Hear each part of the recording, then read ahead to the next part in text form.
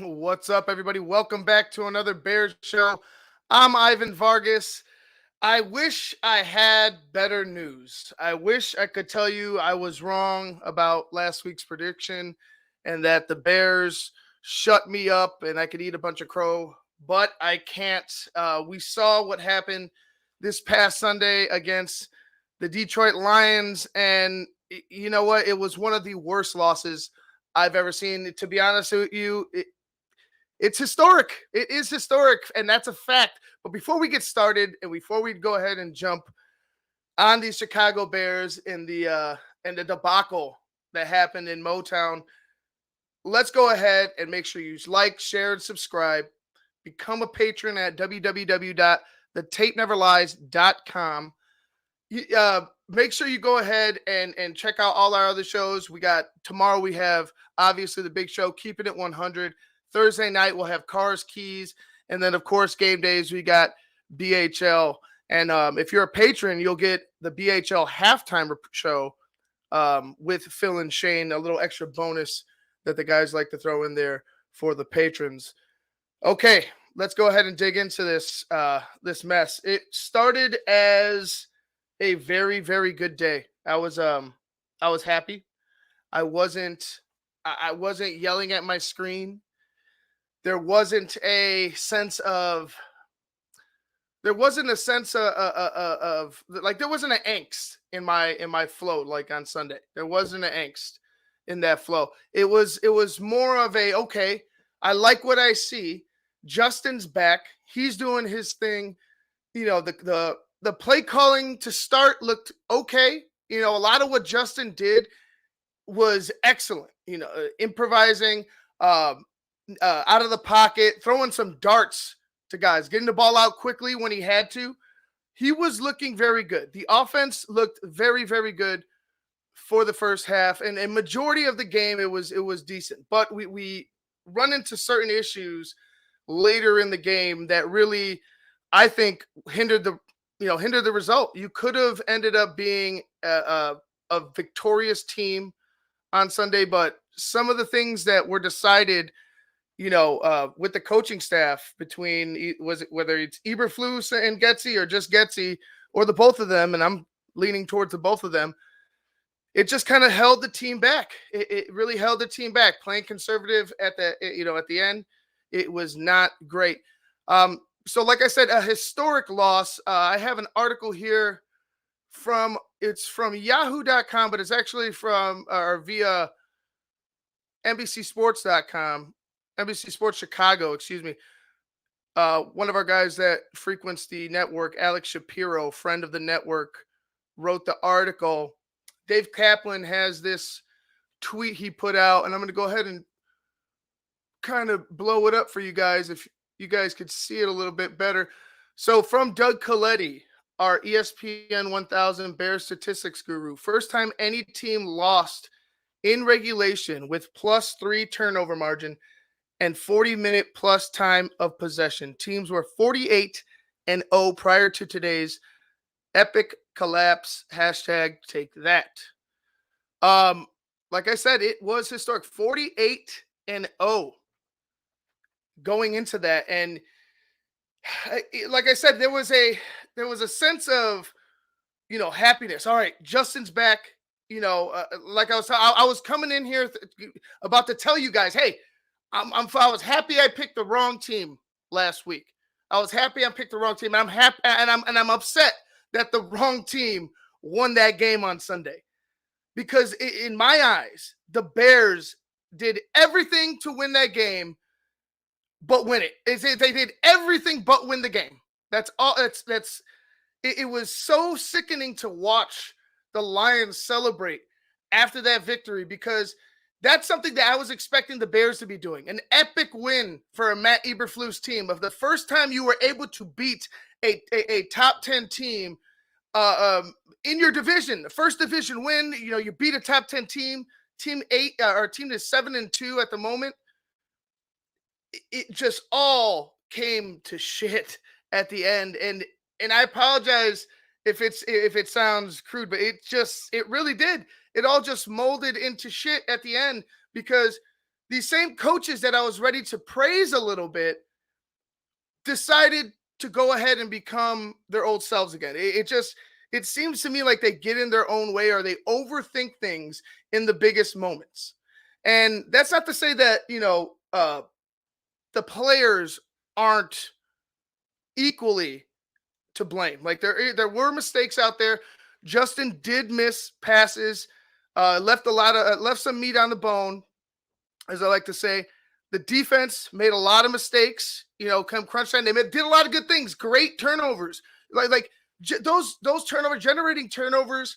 I didn't think this team was going to be able to do it, and then boom, against a good team, they're generating multiple turnovers, a forced fumble.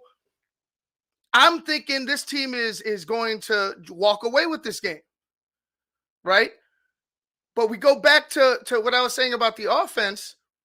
You look at how they ran. It looked like they had a sense of urgency. They were going forward on fourth down early in the game. And we're going to get to the interviews in a minute because Matt Eberflus is just full of shit. Full of shit. It's all he is full of shit. We'll talk about those fourth downs that they went for in the first half. And they decided not to go for in the second half and played it way too conservative with the team that at the end of the half, and we all saw it, at the end of the half, with seconds on the clock, the Lions drove down the field and scored a touchdown on you to take the lead. The team is in it always. That team is well coached, well disciplined, and that's the type of team, a team at the top of your division, a team at the top of the NFL. That's the type of team that if you have a lead on, you need to hit the gas because they'll sneak up on you and they'll embarrass you and they'll outclass you. Like I told you guys last week, this team would find a way to outclass us. And I hate it. I hate it. It's disgusting to me that the Chicago Bears lost that game on Sunday. It's despicable. Despicable. These historic things that are happening to the Bears in the negative. I can't seem to bear them anymore. No pun intended. No pun intended. I can't seem to bear them anymore, man. It's getting to the point where, like, it's just upsetting to watch the product on the field. And then you get a product that looks, it pretends to be one thing, and then all of a sudden it turns into another. This Jekyll and Hyde football team that we have. It's very frustrating. It's very upsetting. Ryan Poles. I'll go ahead and talk about him a little bit too. Ryan Poles. Let's take the North and never give it back. Well, when? When are we going to do that, Ryan? When are we going to do that? What did we have? I believe we had, if Jackal, actually Jackal's here. Jackal, before I bring you on, can you look up how many one possession games did the Bears lose last season? I believe it was 8. If I'm wrong, somebody in the chat correct me if I'm wrong, but I believe it was 8. But my point is, if that's the case, if you're looking for progression, you're supposed to be winning these games. And you were up double digits. You had 12 points on them.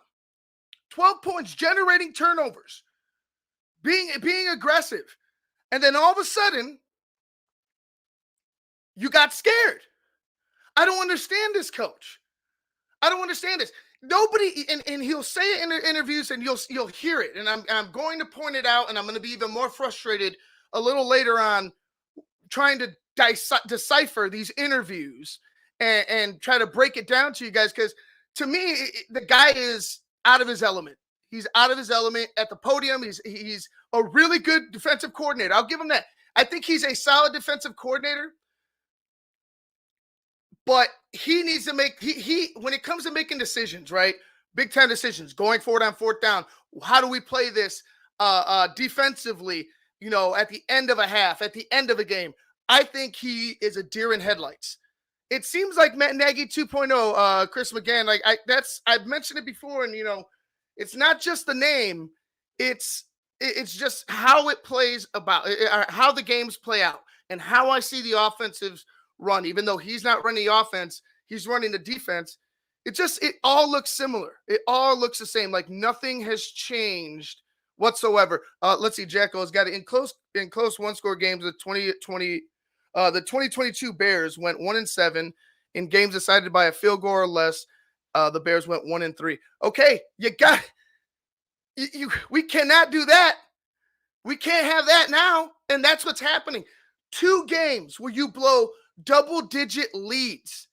2 games where you blow double-digit leads in one season, where your team is at the bottom half of the NFL, and I'm talking about the very bottom of the bin. Things need to change. Things need to change, and it needs to change fast. It needs to change fast. So Ryan Poles, I understand you like the man. I understand he's a good person, right? I like, you like his drive, you like what he does. It's not getting done. It's not getting done. Period. This is the NFL. You'll see a little bit later, and I keep pointing to these interviews because he pretty much writes this. He writes my material, right? He's going to tell you that nobody's going to feel sorry for you in the NFL. You got to move on to next week. Well, Matt, nobody's going to feel sorry for you as we go ahead and continue to call out the bullshit that you spew and the bullshit that we see on the football field from you and your coaching staff. And that's point blank, period. When he said, "Oh, I got something up my sleeve the other week," or we got something up our sleeves the other week, and he smirked. It was just the most cringe. It was the cringiest thing I could think of from a coach who hasn't won in his division, who's struggling against a team who's beneath you in as far as record is concerned. That's what you do, and then in the press conference, they want to ask you what's up your sleeve. You want to joke about it. No, coach, you're embarrassing yourself. You're embarrassing yourself, and you're embarrassing the city of Chicago as well with this BS that we continue to see from you and your team. Like I said, outclassed the Detroit Lions at the end of the game. They struggled. They continued to fight. And I'm sorry, I'm going to go ahead and give them their due. They got caught. They got caught with their pants down. The Bears came out fighting, and the Lions ended up roaring back. You know what I'm saying? Like they fought.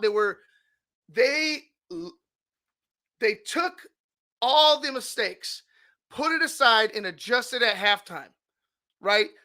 They embody Dan Campbell. Dan Campbell's not going to go ahead and give up and lay down and be like, you know what? We're just going to go ahead and pack it in, play conservative. Dan Campbell's going to go for the throat, biting kneecaps, motherfucker. I'm sorry I'm getting pumped up, but yeah, that's what we need. That's what we needed at the end of this game. Somebody who was willing to bite a fucking kneecap off to win it. And I get Justin, at the end of the game, and I'm going to talk about that play because there was a couple things that I saw. Travis Scott, yes, needed to run it out, but let me go ahead and get back to this. The Lions are the real fucking deal. And that started the day Dan Campbell went up there and gave his speech and talked about biting kneecaps and tearing up and getting animated about this game of football because he fucking loves it. And he's got guys on his coaching staff that fucking love this game. And I'm sure that that to an extent that these guys love football, they love football, what football's done for them, where it's got them. But the way that they operate over there, they just want it more. They want it more. They're not giving excuses. They're not, woe is me. They're not saying, oh, we had a good week of practice, even though we got fucking blown out. They're going over there trying to win, and they'll tell you when it's not good. I want that. That's what I want from my coach, my head coach for the Chicago Bears. I want somebody like that. He's just not there. Sorry, guys. I'm getting pumped up. I got to go ahead and stick to the plan here. I know Jackal's in the background. Jackal, welcome back, dude. You're on mute. You're on mute. First and foremost. Hey, I didn't start talking before I hit the button, man. How we doing? Let's turn the volume down a bit. You're blowing my ears out, or maybe that's just me. That could be you, bro. I got it. We're good. It's me. It's me. Ah, It's me. Okay. all All right. right. All right. How we Anyway, doing? how are you? Motherfucker, man, I'm stressed out just like you are. It's fucking unbelievable, dude. This past weekend was just, I can't, you took the words right out of my mouth with respects to the Lions wanting it more. The fourth quarter was just a microcosm of the Bears season, in my opinion. You know, the Lions march right down the field. They do exactly what they need to do. The Bears can't come up with a stop when they need to. And more importantly, they can't put together a first down drive. In that fourth quarter, they had two opportunities. They castrate Justin Fields. They can't tell if he's the guy if they're not going to put the ball in his hand. So let's just fucking run the ball and see what happens there. So the fucking game stunk to high heaven. I love what you're saying. I couldn't agree more. I'm just fucking irritated. I want Eberflus thrown into the fucking wolves. Let's just move on to the new regime. I'm tired of it. Yeah, I agree, obviously. The thing that gets me about Matt Eberflus and the way that game ended, right? You saw how the first half ended, correct? You get caught out of play, and I mentioned last week, that I think the Bears in this next draft need to really start looking at the next starting safety to replace Eddie Jackson. Like Eddie is not Eddie anymore. Like he's not. Said it after on BHL. He's a shadow of himself. He's a shadow of himself, and it hasn't been. He hasn't generated any turnovers. He hasn't looked. I mean, he's tackled a bit better, but he hasn't looked like he has the explosiveness that he once had to go ahead and jump a ball or jump a route and take it to the house, or at least sudden change. That foot injury zapped him of his speed. It just seems to be gone. I could see that. It's honestly clearly has affected him. Like I said, downhill's fine, but when he has to go ahead and really move, it's questionable. And there was a you could call it miscommunication. That one touchdown between him and Jalen Johnson. Oh, he's supposed to be over the top on that, right? And I thought it was confusion on Eddie. Like Jalen, you saw the wide receiver headed to the sideline. Jalen went ahead and played. He played the sideline. And Eddie's supposed to be up top. Yep. And Eddie's way underneath and running. But obviously he's chasing at that point. I don't know what type of discipline is being put into effect to get that secondary to understand it, especially a veteran like Eddie Jackson. Like, what are you doing to correct this? Like, the only thing you could do to correct that is sit his ass on the bench, because at this point, I think he was sprinting. He was trying to. Yeah, he looks like he's jogging because he's slow. It's like Austin Eckler. He looks so much. He looks like a fullback running out there. If he can't do his job, sit him on the bench. Put another young guy in there. And speaking of not doing his job, I was happy that they went and sat Cody Whitehair. I know I'm skipping over to the offensive side. I'm happy Cody Whitehair is not on the offensive line anymore. Backing up, obviously, until the end of the year, hopefully. He had actually sold his Vernon Hills home today. So it looks like he's planning to be gone as well come next year. Cody Whitehair selling his Vernon Hills home. They love you, Cody. But with Eddie, going back to Eddie, we've seen enough. Like Eddie, I don't want to be like, you're a pace guy. Like, that's why they gave you a shot, Eddie. Like, we've all given you multiple shots. Like, personally, on the field, like, we understand that there was an issue with him, and none of us knew, which obviously could affect your play. But after such, like, this is the NFL, man. If you're not there, if you're not performing, we have to move on, and that's the case right now with Eddie Jackson. So I'm looking for them to move on next year from him. Jaquan Brisker, I still have questions about in coverage. He's a big hitter. I like him. Coming down in the box. I like how effective he could be there. But in coverage, I still have questions with Jaquan Brisker. But guys, Jackal's back. He's going to be around. He's going to be going through the chat, putting up all your guys' comments. Yes, sir. I appreciate you, Jackal. We'll bring you back on a little later during Let's do our thing. Yeah, during the interview. So, bye-bye, Jackal. We'll see you later. All right, moving on, guys. It's good to see Jackal, but we got to keep this show flowing. Flus is all but done. Like I mentioned it before. We all have talked about it. You can't lose the Denver game and lose a game like this to a Detroit Lions team. And remember where Denver was at the moment.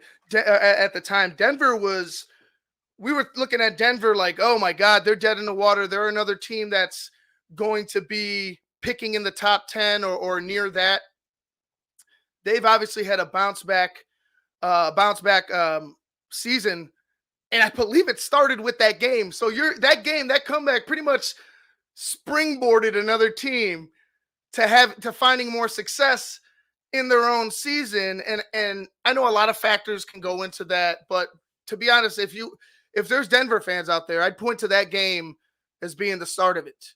Comeback by Denver, embarrassing fashion at home. And then you go to Detroit. And I'm thinking, and I told you guys last week, I was looking at blowout.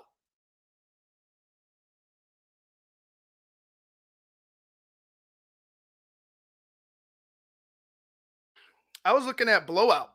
What did I say? I think it was like 38-17, something like that. I'm glad it wasn't. And I was like I said, I was so prepared to be like, hey man, I was fucking wrong. I don't mind being wrong when it comes to the Bears winning, right? If I don't think that they're gonna win, all right, what the hell is my prediction anyway? I want the Bears to win, right? But looking at how the rest of the season is going, right? I don't know whether I could trust them to hold another lead. And after two of these comeback losses, in like I said, embarrassing fashion, this last one being a historic one, I don't know how you could continue to have faith in Eberflus, in this coaching staff. And Ryan Poles, to me, you're, the magnifying glass, the microscope, you're under it. You have a big offseason coming up because I think Ryan Poles is safe. I think Ryan Poles is safe. And the reason why I say Ryan Poles is safe is because I think Kevin Warren and I think that the idea is to build a guy up instead of bringing a guy down. And I think they're going to go ahead and give him a leeway on on his first coaching miss because he's a new GM, because he's young, and because they like him as a person. They like how he's operating so far as a GM. He just got the coaches wrong. In my opinion. Some people will say some of his player personnels are wrong, and yeah, I understand that. But I think this team would be better fared with competent coaching, with coaching that understands how to control or how to operate in critical situations at the end of halves, at the end of quarters, at the end of the game. And I think that's a huge problem right now with this team, on top of some of the play calling and some of the formation designs from Luke Getsy. There were so many shotgun runs. And I'm sitting there like, why are we? At a certain point, they know the dive's coming, bro. At a certain point, they could read it. They were banking on Justin Fields. It almost seemed like the game plan was for Justin Fields to be the guy running. It worked. I was a little nervous on some of those shots he was taking, especially with his finger or his thumb, being dislocated. But his middle finger ended up getting pretty badly cut. He was dripping blood. There on camera. I'm sure all you guys saw it. But he didn't seem to be affected by any of it. I'm just more concerned about, okay, he just got back from injury. Why are we running him 18 fucking times? You know what I mean? Why is 18 the number for Justin Fields. I get if it was like 8. 10 would be a little high for me even. But 18 times when he just got back. I don't know, man. I don't know. And some people are a little upset with the numbers that he put up passing.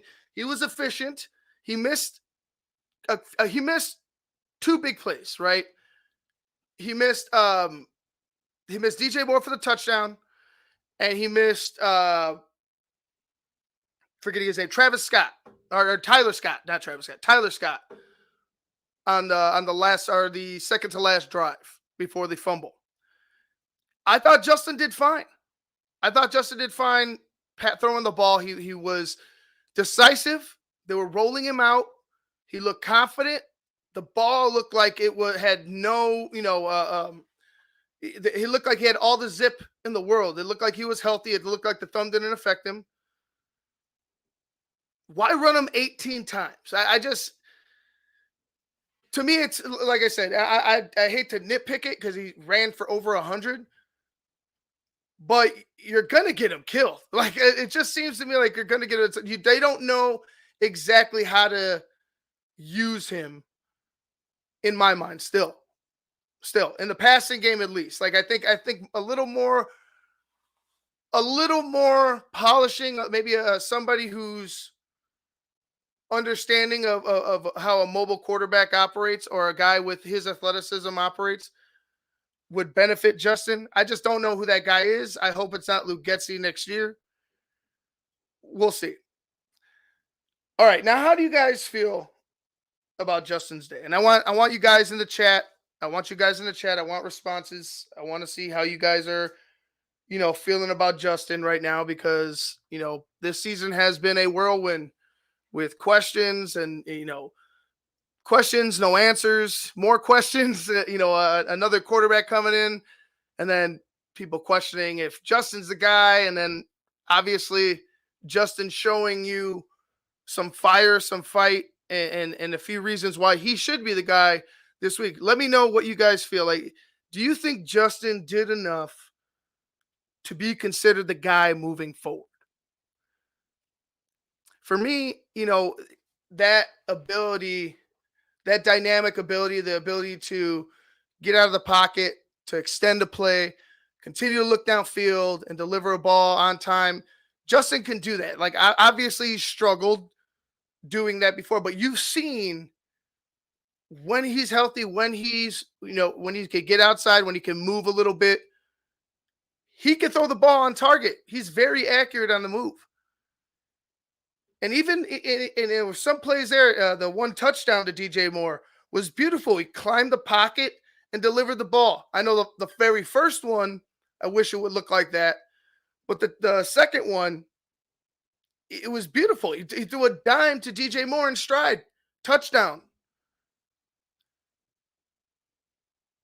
I just don't see Justin being successful if you keep this coaching staff intact.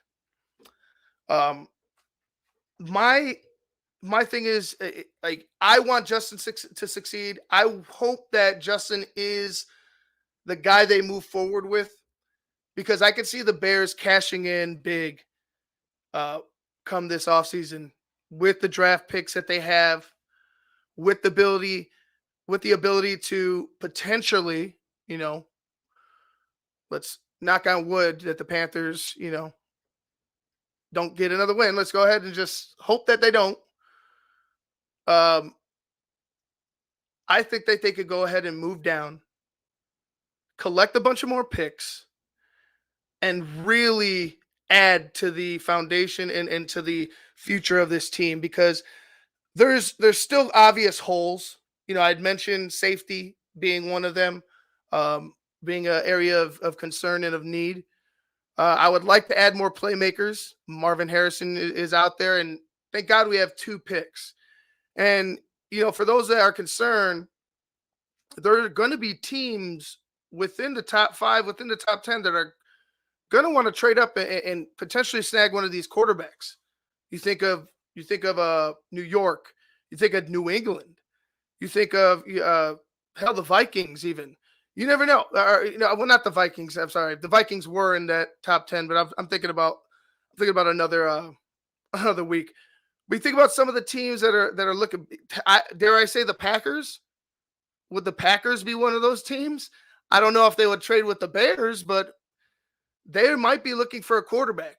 But they might go the same route that they went with Aaron Rodgers and Jordan Love, and kind of pick towards the middle, find a guy that they can develop, and hopefully he could be that dude. I mean, hell, you had two Hall of Fame quarterbacks in 30 years. I mean, why not try it one more time? I thought Jordan Love was going to be that guy, but I don't know. The question's still out on him. Anyway, fuck the Packers. But moving on, when it comes to Justin could benefit from a Marvin Harrison Jr. Justin, the defense could benefit from a defensive end. The offense could benefit from a big time center. You know what I'm talking? And I mean a center that's a nasty motherfucker that's going to control the middle of that line.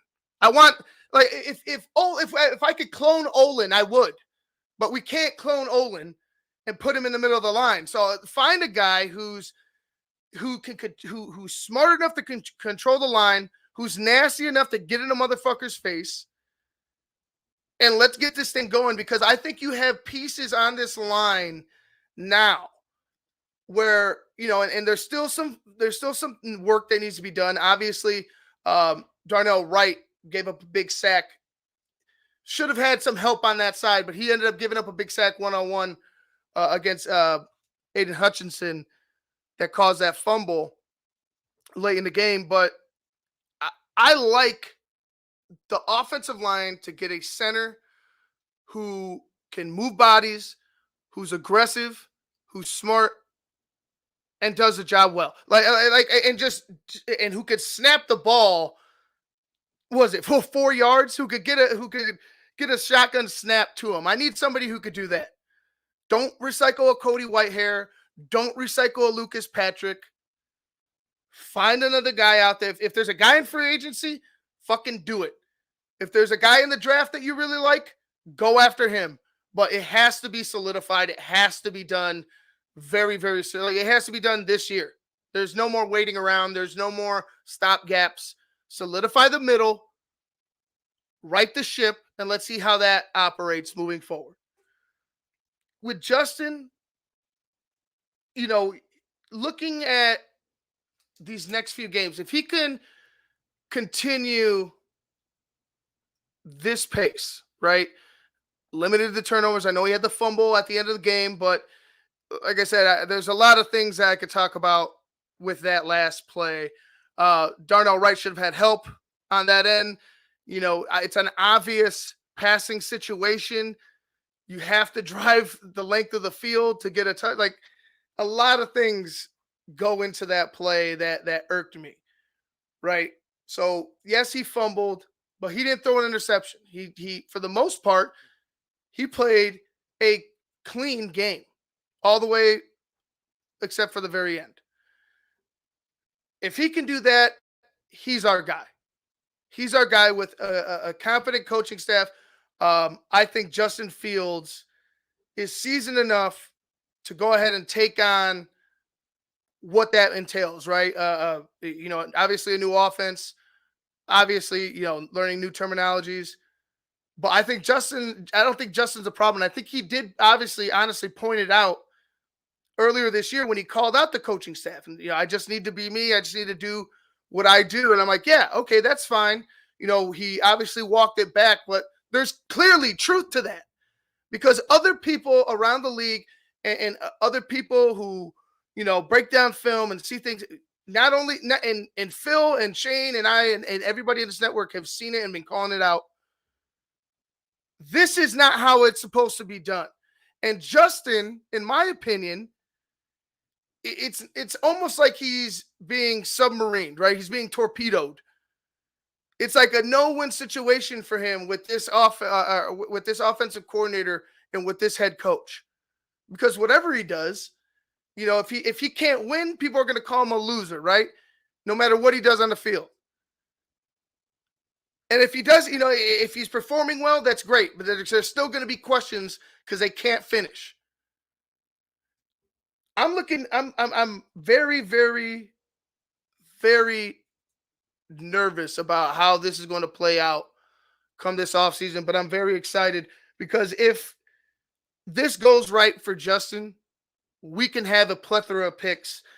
Add a guy like a Marvin Harrison Jr., add a guy, add some pass rush help, add some help on the back end with the safety, and we can really get this thing operating at a high level. I just think the conductor of it all needs to change. And all the engineers that are on this train, they all need to be gone. You need to get a whole new crew. And let's see what happens. Because I think the Bears they're fighting. I think the players are fighting. It's just incompetence and just dumb decisions by this coaching staff that are really holding them back. All right, guys. There's a few things that I want to get into. Let's go ahead and just jump into these first interviews. This is from Waddle and Sylvie, ESPN 1000. They went ahead and interviewed Eberflus on Monday, and I know I'm jumping the gun because we're going to go ahead and hit Eberflus. We're going to get Eberflus's Bears press conference as well, but just listen to some of the answers. Pay attention to Sylvie's face because it's hilarious because it's the same face as I would make. It's the face of frustration. So pay attention to this, guys. It was a great segment by them.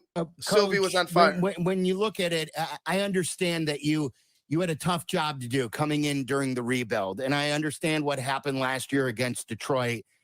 Early in the rebuild, you blew a 2-touchdown lead in the fourth quarter against the same Lions team. So, like a lot of people said, all right, there's a building process. But the Denver game, it was a 21-point lead, and it was the largest blown lead in franchise history, going back to 2002 against the Patriots and 1953 against the Niners. This game, no team had ever had a +3 turnover margin in 40 minutes of possession time and lost the game in NFL history. We're talking about historic losses here. And I know you want to accentuate the positives, but this is a win and loss business. Do you take responsibility for overseeing these historic collapses? I would just say that I certainly do take responsibility for that, but I also say this, that we have to move to the next week. No one feels sorry for you in the NFL. We have to focus on Minnesota.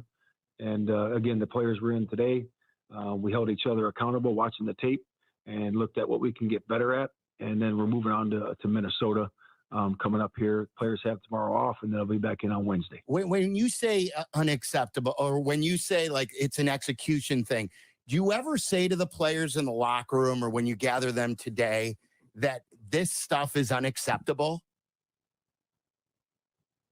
Well, you're always working with the player. Of course, when you don't execute the right way, it's the players and the coaches, because like I said, the coaches are responsible for the execution of the player, putting them in the right position. So that's your partnership that you have as a professional football coach and a professional football player. And that bond is strong, and it's a bond that we work together to get the execution done. So when the execution is great, the coach and the player are doing a good job. When the execution needs to improve, the coach and the player need to improve that execution. Coach, you guys were aggressive in the. See, it's just a whole bunch of. No, I'm sorry to go because I want.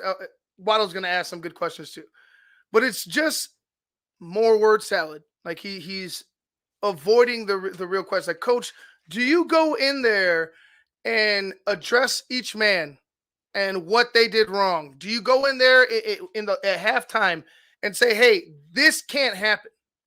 Do you get fired up at all? Like, is there any, and I've seen a couple times him getting upset about penalties being called, but do you ever really challenge your football team to be better? As man to man, do you challenge your team to be better? Because when push comes to shove, I'm down for being cool and calm and collected. But at a certain point, Are you putting your foot down and saying, hey, enough's enough? Why aren't you here? What? All right, sit down. We're going to try something else. And it's not taking it old school. It's just being real. Your jobs are on the line. These guys' career are on the line. Give me something more than that BS. First half, you went for it, I believe, on 4th down a couple of times. 4th and 2 at the Detroit 43, and then 4th and 1 in the second quarter. You guys decided to kick a field goal, 4th and 1 at the Detroit 23. When you're making that decision, Coach, is that purely on you, or do you have like an analytics assistant that you're working with for these decisions? Yeah, the decision is my decision, and I always work with the analytics, that are up. It's up in the booth. Harry's up in the booth, works with me, and he does a really good job in terms of we decide those things prior to the game, but then they actually will change and adjust based on score differential and time left on the game. Did you think about going for it on 4th and 1? I know you kicked the field goal, you go up 12 instead of 9, but at that point you're having a lot of success. And it is a 4th and 1. Was that a difficult decision for you guys? And why did you make the decision you did? Yeah, you're talking about the last one to go up 12? Yeah, it was 4, I believe, when you guys kicked. To go up 12. Yeah, Yeah. no doubt, because you go up 2 scores, and at that point, if you look at the game at that point, it's warranted to do that. We were playing really well on offense and defense. We just had a Okay, now remember this. Remember this. He said it's warranted at that point in the game to do that. All right. Mind you, he went for it. I got it right here. He went for it twice in the first half. Both times were in Detroit territory. Oh, excuse me, 3 times in the first half. Both times all 3 times were in Detroit territory. The 2 times he did it in the one drive were also close to the red zone. So we were on the 32 and the 13. The 13-yard line on 4th and 6. Oh, actually, I'm sorry. I'm sorry, I'm wrong. He went for it on 1, went for it on 2, and then on that third one of the second drive, he punted. But listen to what he's saying. It was warranted then, but it's not warranted in the 4th quarter. a long drive on offense. Question. We had a I just don't on understand it. defense, to set that long drive up, and it was where the game was at that time. I want to ask you also about a couple other strategic decisions as we talked to Matt Eberflus. A lot of fans wanted to know this, and they wanted me to ask you this. It's 19-14. You guys score. Why didn't you go for 2 there to go up 21-14? Yeah, because that is a third quarter decision. It's a third quarter, fourth quarter decision. But you were willing to go for it early, knowing that, and you were losing at, or you were still up winning. You weren't winning big, but you were still winning. But you were willing to go for it in the same types of situations in Detroit territory on 4th and 5. Oh, I'm sorry, on 4th and 2 and 4th and 1 early, but you didn't want to go on 4th and 1 late in order to seal the game and really put the Lions in a bind and put the game away. You didn't want to do that. It just doesn't make sense that that's a third quarter decision, but the other 2 aren't decisions. He's just a confusing motherfucker to me. It's very confusing. You would do it in the first quarter or in the first half, but you wouldn't risk it in the second half when the game's on the line. And you found success with it. You found success with it early. I don't understand it. And taking the ball out of Justin's hands in these big time situations needs to be fucking over with. If you're really truly trying to see if he's going to be the guy, let him go ahead and either make it or break it. He's either going to make the play, or they're going to go ahead and stop him, and he's not going to get it. He's not going to pick it up. But he needs to have the ball in his hands. Decision. You still have time and possessions there, so it's a third quarter decision. Go for 1. If that was in the fourth quarter, you would go for 2. How about Montez? I think at the end of the day, he had played 63% of the snaps. Does that seem a little low for your most impactful defensive player, and do you expect that number to go up as time goes on? Yeah, it's always relative, because that we had a couple of 2 minutes. I think we had 17 2-minute plays, I believe it was, and then we're out there only a short period of time because of the way our offense was munching the clock. So we had a limited plays yesterday, and we were trying to keep them fresh during those 2-minute drives. But you certainly want your best players playing as most they can. But we platoon our defensive line back and forth, and that's always going to be the case. We want them to be fresh. Should your best defensive player, the guy you just traded for, that you just paid, was not in the game in the most critical situation of the game on that drive, the drive going down where the Lions took the lead 31-26. He wasn't involved in that drive. The guy whose closing speed could pretty much shut down anybody trying to roll out. Goff, and Goff's not a speedster. So if Goff had to roll out or deviate from the plan anyway, a guy like Montez Sweat, Tez, that you like to call him since you have this fucking close relationship with him suddenly after trading for him, Tez wasn't in the fucking game. And your excuse is because you like to keep your guys fucking fresh. Well, call you Shiver Me Timbers and call me fucking Subway. Because I don't understand. I don't understand why your best player is being kept fresh in the most critical situation of the fucking game, coach. It's dumb. It's just fucking dumb. Oops. I mean, like, as far as like the highest paid guys and the stars, should they be platooned less?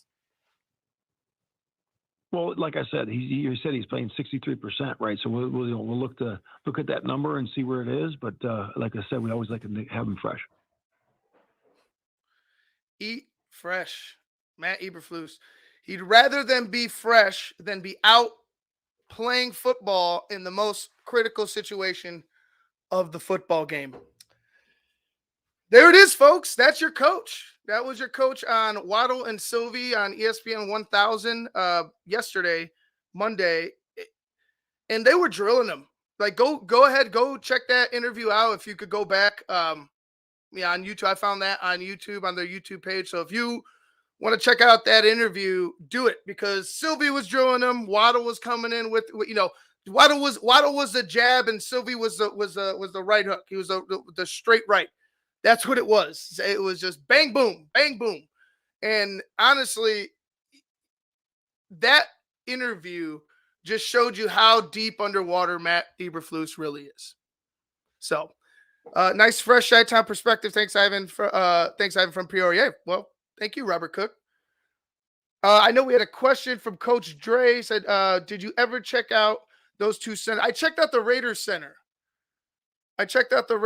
Coach Dre. Andre James, I think his name is.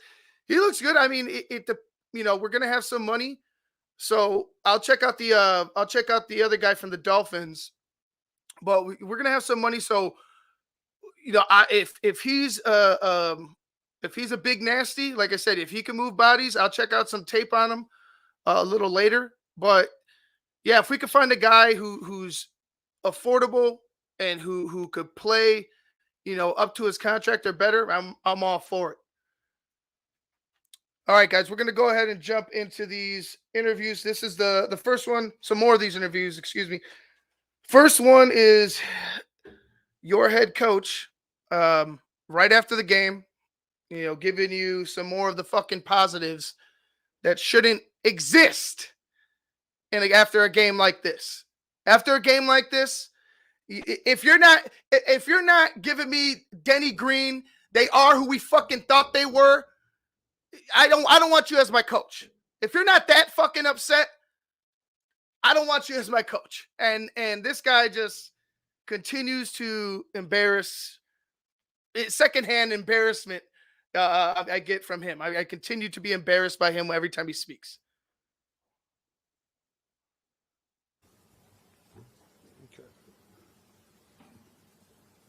All right, so just got out of the locker room with the players. Obviously very disappointed in the loss. No shit. And really disappointed because of the way we played in the beginning.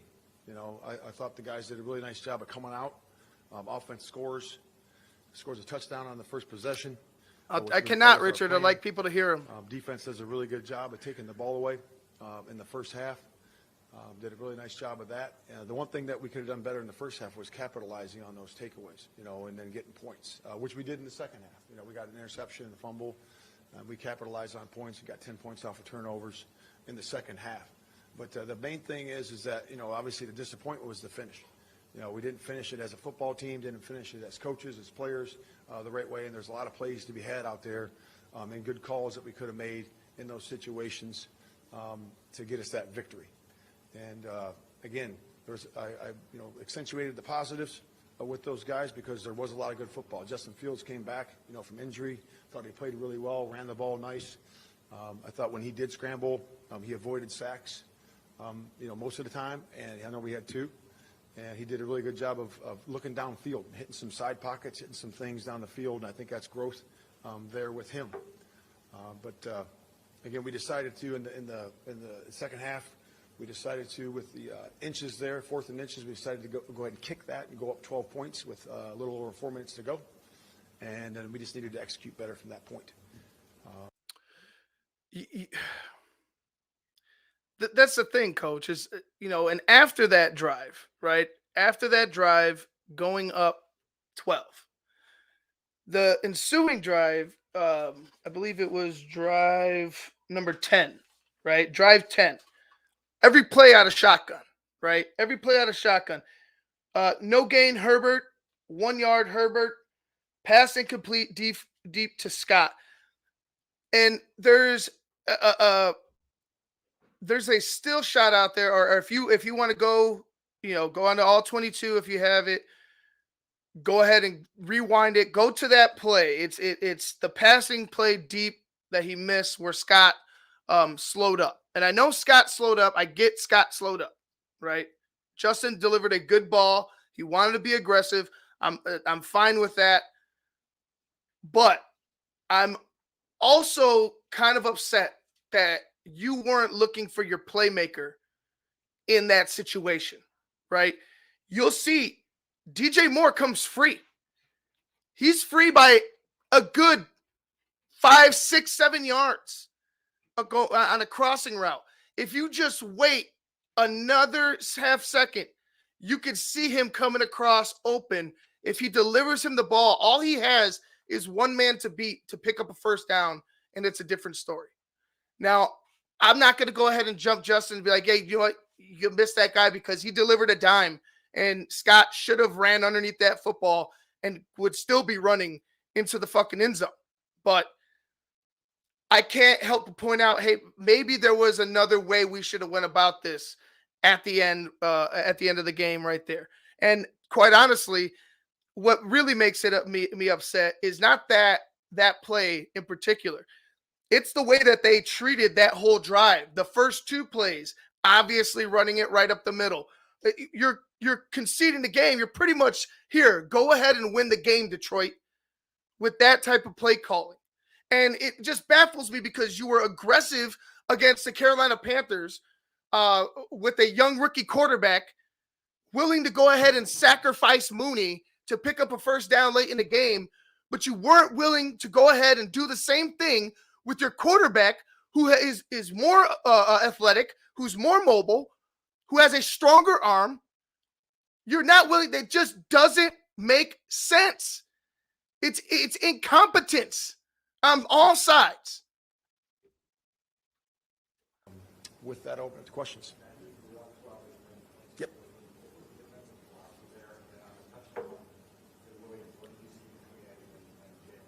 Yeah, really the philosophy is you're playing your 2-minute defense, which is your mix and your coverages, which we did. We're throwing in pressures there as well. The big thing that you got to do in that moment is, tackle them when you get them in bounds. So you're forcing them to use their. I get that, Bigfoot. I get that. I understand that, but with that, and then let me stop. Let me stop, Falus, real quick. But in my opinion, right, you saw how DJ made something out of nothing earlier in the game, and you see how he does that constantly. So for me, you get DJ, yeah, it's in front of the sticks, or it's before the sticks, but you get him the ball with space against one dude. I want to take DJ Moore right there. If that's me, I'm okay, DJ, go ahead and be my superstar wide receiver that I'm going and paying you for, right? And with that, who's to say he doesn't, if he does beat that guy, he obviously has a first down. He might have a lot more after that. You've seen him take it to the house on some of these pass catches that are a little intermediate to short. So I totally agree with you. I understand he was beyond the sticks. I understand the aggression of Justin Fields, which, like I said, I like. But man, I wish I would. Maybe we do something else next time, right? Maybe we try to find our playmaker next time.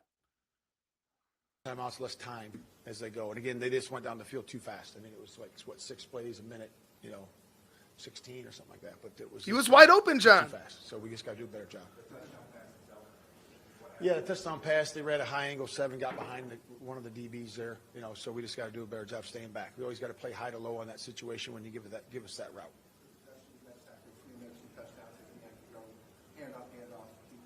Yeah. What did you like about the running? Yeah, the first play was a handoff to go inside, right? Because we've been really running that play. We know obviously the cutback on the corner is where we wanted it. I thought they blocked it really well on that one. And the second one was a disconnect play, a potential disconnect, and they played way outside on that one, and so we handed it off. Then the third play was a crosser over to DJ. It was a crossing route, and if the free safety comes down, which he did, to take away the crosser, then we're going to throw it over the top. And I thought he had a nice read there, and I thought he just missed it by a step, and thought it was a good ball. I just got to run it to the catch. Did you interject or add anything during the play calling on that sequence, or is that just Luke's show at that point? No, I mean, obviously we're talking to him about what we're going to do in terms of we need the first down, and I think that's an important part of it. And again, like I said, the first play call was fine, and again, if they end up closing down, we're going to disconnect. And the pass play at the end was a good call. So it's just got to execute. The one in the middle there, though, coming out of Detroit's timeout, should that have been something different that second one? Of course, you can always guess the second part of it. Obviously we've been doing a really good job. I think he had over 100 and some yards, right? Justin did. Not all of them on scrambles and a lot of them on, 104 yards. He did a good job. You're running that play, prior to that, and he did a good job there. He read it correctly. So that's where it is. I'd rather him be decisive than indecisive when he's pulling the ball down and going for it. Like I said, I don't like 18 rushes, and a lot of those were designed. But if Justin's going to go ahead and roll out and it's not there and he's, all right, let me go, I'm cool with that. It's the design runs, like I'd mentioned before, and I probably talked your guys' ears off about it. It's those design runs that I think you can go ahead and get a little too trigger happy with, and always going to the well with that. I just don't. I think Justin needs to play more free. Yeah, continue to look downfield, but if it's not there, you're the one going ahead and making the decision to run, not a designed type of situation. And sometimes it's called for, right? Sometimes you could do certain things like that, especially with his speed. But I think 18 and the way that they were doing it, it's not going to be. Oh my God, you're not going to be able to consistently do that week to week. Yep. Sure. Yep. You're always giving thought there, but going up by 12 at 4 minutes to go was our thought process there, and we like that. Out the back of the end zone, you guys are desperate and just trying to get down. Is that to you a continuation of some of the issues that Justin has had in terms of pocket awareness and ball security? No. That right there, that last play, you're going to hang on it to try to make a play, and I don't think that is.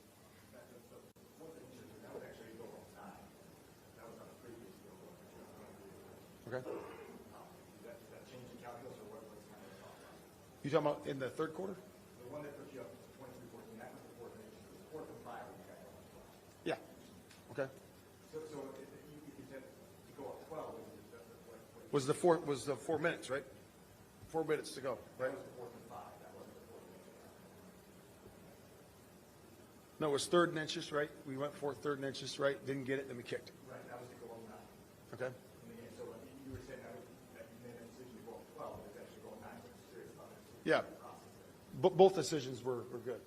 we're good on that. Go up 9, that's a full 2 scores, and then to go up 12, that's exactly what we wanted to do. Again, it's knowing who you're playing, right? Yeah, you were the game to that point was in your control. Knowing the personnel across from you and how explosive that team is with Amon-Ra St. Brown, with Reynolds, with David Montgomery, with Jahmyr Gibbs, the quick, explosive plays that they could generate. And Goff seemed, you got to give him credit.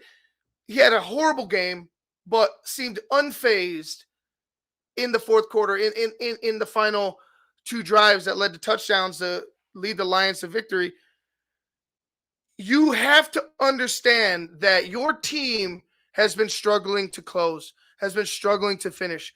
This idea that your team is good enough to play conservative and just allow your defense to go out there and make a stop. I haven't seen the consistency enough from either side of the ball to think you should go ahead and just lay down and see how it plays out.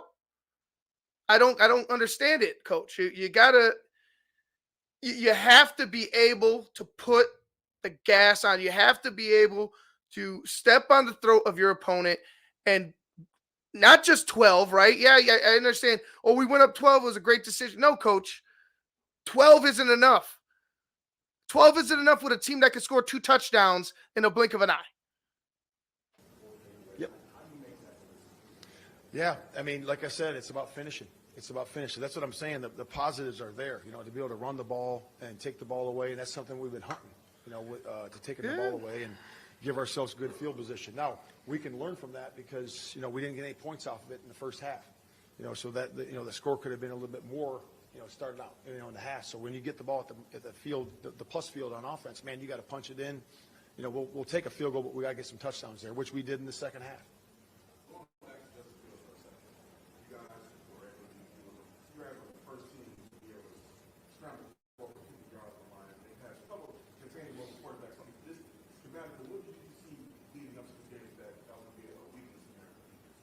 Yeah, I mean, they've been really good defense, and they've been doing it all year. So it's a strong group, it's a strong unit, and, they played good enough to win today. And, we really didn't see any weaknesses there. We just thought that, when they do play coverage or match coverage and play man, where they're not, having a spy in there for him, that's when we had our opportunities to take off and run. And I thought he did a nice job of that. But overall, I thought Justin had a good day today.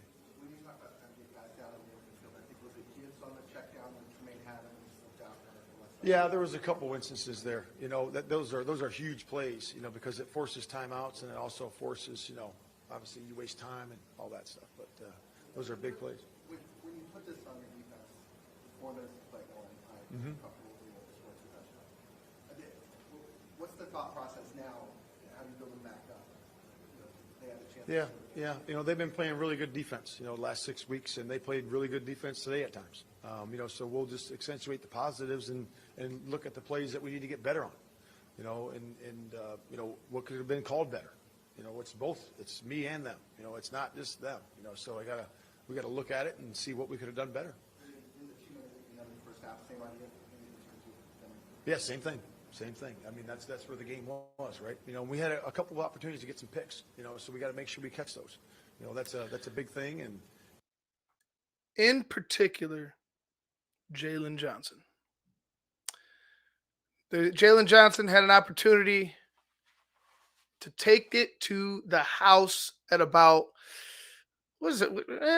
Say 92, 98. I'm sorry, 98, 99, 97, somewhere around there. Yards to the house, and he wasn't able to secure the ball, and it hit him in the hands, and it wasn't a difficult, it didn't seem like a difficult play because I've seen a lot of cornerbacks go ahead and jump that route like that, boom, pick it clean and take it back. But if you're going to be a big-time cornerback, if you're going to call yourself a big-time cornerback, make big-time fucking plays. And that's a play that you needed to make. Period. I don't want to give any, I hate giving excuses, and sometimes it's you need to go ahead and explain certain things. Like certain excuses make sense, but certain excuses are it's just bullshit. Right. And I just feel like it's a lot of missed opportunities, a lot of And again, we were working on that. a lot really of kinda take the drill, from the game. how do I say it? What was the Oops, sorry. situation? Like last week with San. Sorry, just a lot of soft type of mentalities going into some of these situations, some of these games, man. Back, in that last part of it, or maybe Tyreek, in that slant pass last week, now he caught one, so and Tyreek made some really good plays today. He tackled well, and obviously that pick was really really good. And but yeah, you try to do that as a coach. You take it from the game and just start drilling it, because that's what happens, and you got to make those plays. When you look at Justin's overall game, the production, 169 yards passing, 104 rushing, is that enough for you guys to be a successful offense, or do you need more production in the passing game than 169 yards? Yeah, I mean, when you always want major production, right? He's had a couple games this year, and again, when the numbers are the numbers, obviously we ran the ball really well today, and we were controlling the game that way much of the second half, and we just got to continue to do that. But we'll look at the tape and see where he needs to improve and see where everybody needs to improve. Dan, you said you're trying to keep the focus on the positives, so that's a really dejected locker room. How do you keep this team committed and fighting the way you want? Well, I mean, they're tough. They're in that room for a reason, because they got grit. They're tough. They're tough guys, right? So tough physically and tough mentally, and they have that mindset. And, they've had a lot of adversity. We've had a lot of adversity as the Chicago Bears, and it's only going to make us tougher. And to me, there's a lot of things you can build off of this game right here. And really the last 6 weeks you can build off of. And, we're going to look at it. We're going to get better from it. And then we're going to move on. 24-hour rule, we're going to move on to the next week. Thank you. Yeah, you saw that. It's right after a game like that for you to have the goal to march out there and lead off with these positives. And look, I get what happened and what occurred for about 50 minutes, 45 minutes of the game. Like I said, there was a lot to like. There was a lot to like. But when it came to winning time, the decisions that were made by you, coach, led to the loss. The lack of aggression by you, coach, led to. He said it these are his decisions. Like he has say in whether they go forward on fourth down on certain situations. He has a say in this. So it falls on you at the end of the day. And I know players also have blame. You need to go ahead and pick that off, Jalen. You need to go ahead and stop thinking that you're a big time playmaker, because you're not doing it enough. Coach, it's the end of the line for Coach Eberflus in my eyes. I think if I was Kevin Warren, obviously I would fire him today. I would go with it interim. I don't give a shit who it is, and I'd start talking and hunting for head coaches. I would start the hunt right now if I were that front office and looking for head coaches. Only one guy's in my mind, and that's Jim Harbaugh. But go ahead and start hunting for coaches. Start sniffing around, looking for the next guy, because this guy that we have right here, he just isn't it. Here's Justin Fields. And actually, let me go bring Jackal out here. Jackal, what did you think? Like, how do you – and I know you think he's just full of crap. But after hearing him over and over, right, he'll say one thing, right? I make the decisions. It's we wanted to go forward on fourth down, or we didn't go forward here because that's a third down or third quarter type decision. Quarter, yep. But just the way that he contradicts himself and sounds like he's drowned. Like, how do we continue with this moving forward? On top of him dropping two big losses to the Broncos and now to the Lions.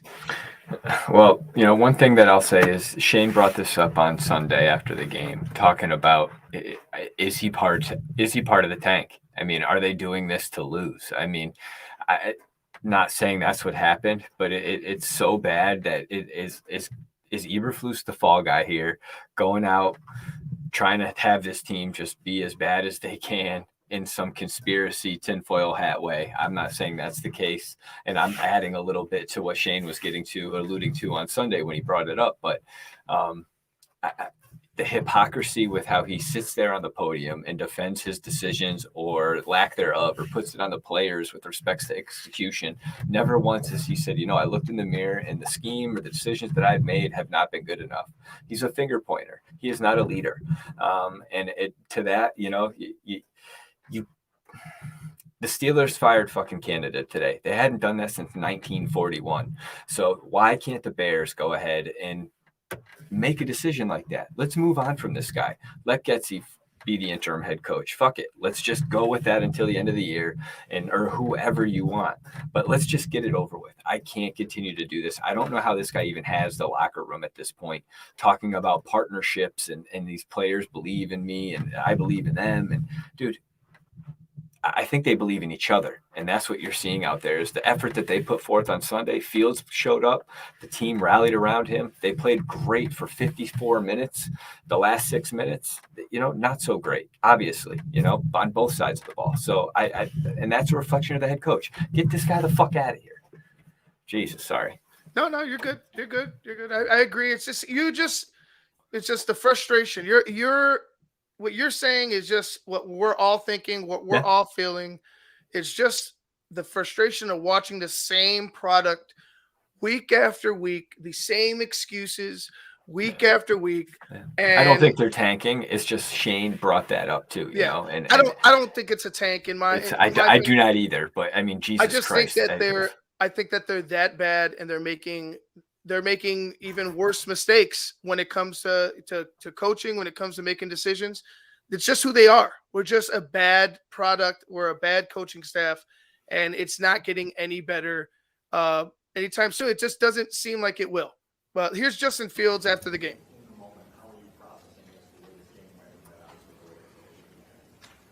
Yeah, I think, overall, I think we did a good job playing complementary football. I think the defense did a good job in the first half with the takeaways.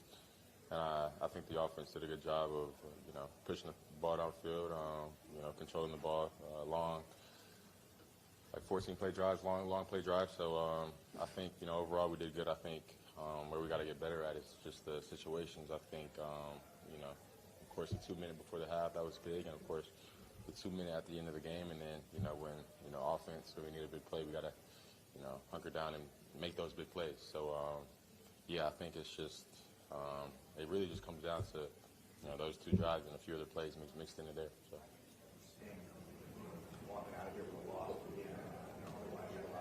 I mean, yeah, it hurts. It hurts a lot.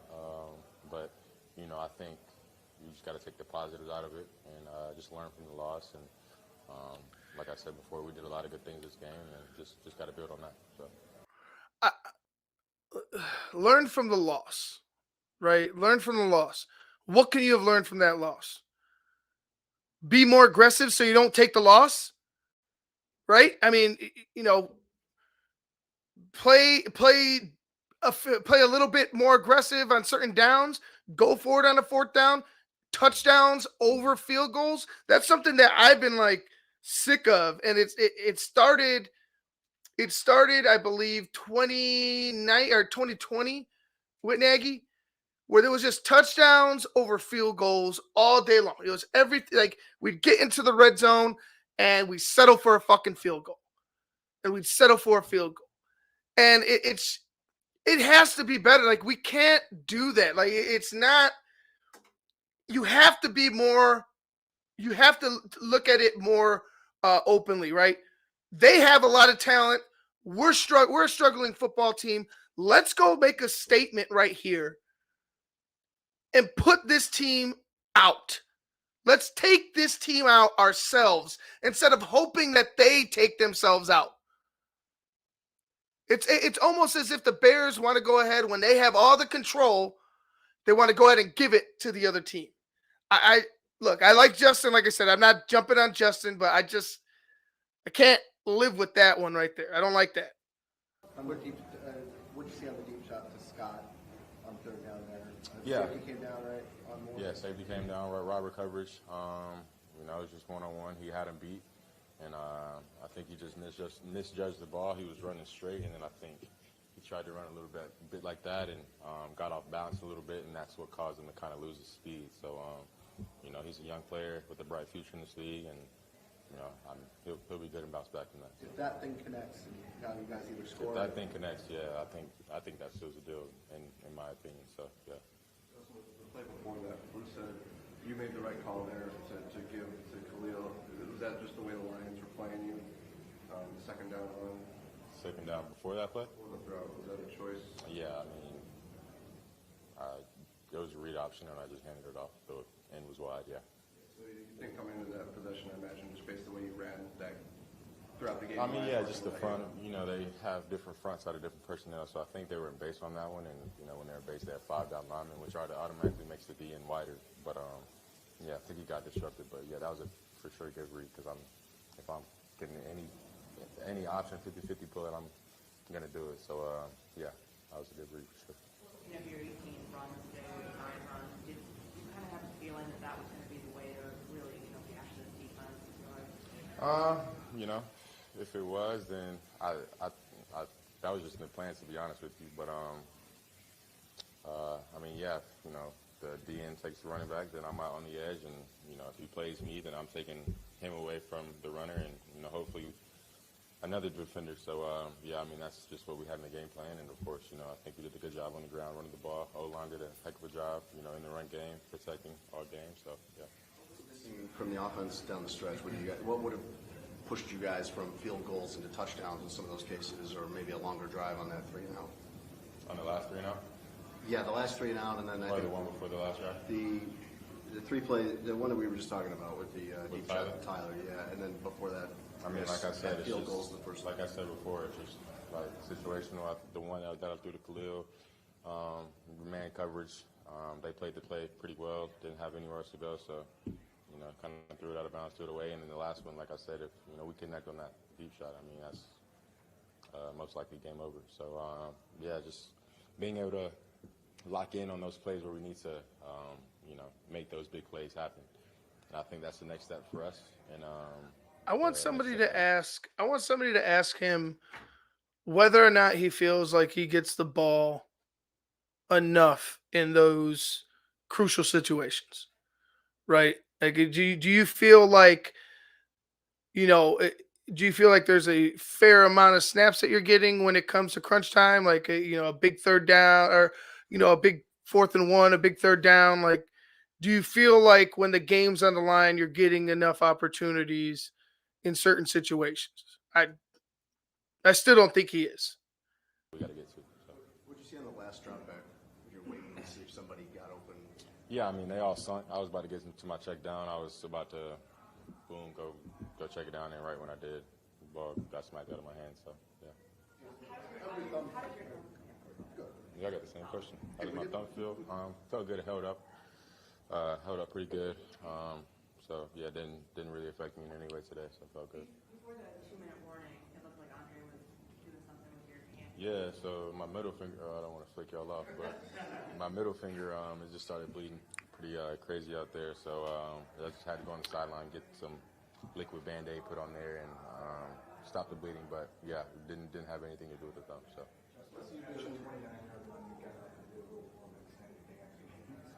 Yeah, I mean, I was just feeling it, you know. Of course, that was I think 3rd and 15, and we got a big. They got a field trip going through the press room, or what's going on? I don't know. Yeah, I have no idea. I can't tell you. So yeah, just first thing that popped in my mind. So yeah. Go ahead, Joe. Just in your position right now, where your team's 3 and 8, you've had to carry a lot of the load offensively, 104 on the ground, 169 in the air. How do you keep your team and their morale to not dip so low, especially being the leader of this team? I mean, we just played a heck of a team. Number 1 in our division. Like I said, probably top 3, top 5 in the league right now. So, and if I'm keeping it real with y'all, we should have won that game. It just comes down to finishing and, you know, executing at the end of the game. So, you know, that's how you do it. We understand that's how you do it, bro. Y'all ain't doing it. Like I said, there's a lot of blame to go around. Everybody gets a share. But I think the majority goes to the coaching staff. And then obviously there's some that you have to shoulder as the quarterback. But it's not as like positive as these guys are portraying, in my opinion. Like, you can't just say, oh yeah, we just, it's just all about finishing. That's the hardest part, ain't it? Because it seems to like finishing and winning in the NFL is one of the hardest things you could do. An NFL game is so brutal. Like, you're and I never played an NFL. Like, playing at the levels I played at, you're exhausted then. Can you imagine playing as a grown man, playing at a high level at this sport? You have to be 10 times exhausted. It has to take such a toll on your body. Soreness. So, like, to me, it's not that, Goff, he does a great job of not turning the ball over in the way.